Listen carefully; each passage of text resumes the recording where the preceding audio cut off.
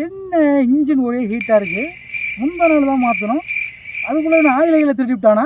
நம்ம நாள் முழுக்க எரிச்சலா இருக்கு. டென்ஷன். ஏடா அவடா வண்டி என்னாச்சு? நேற்று காலைல சாப்பிட்டீங்கல்ல, ஒரு 76 ரூபாய்க்கு சாப்பிட்ருக்கியா? மாமா ஒரு 88 ரூபாய்க்கு சாப்பிட்ருக்காரு. அந்த காசை ஜிபே பண்ணி விட்டுறீங்களா இல்லை கையில் கொடுத்துறீங்களா? ஏன் மூஞ்ச ஏன் மூக்குக்குள்ள கொண்டாடுறிய? நீ பேசுகிறது சரியில்லை தம்பி. என்ன பேசுறது தெரியல. ரோஸ்ட்டு, ஆம்லெட்டு, முட்டை லாப்பா எல்லாம் தின்னு. நீ துண்டா இருக்க தூக்கி போட்டு வளர்த்த வேண்டாமா தம்பி?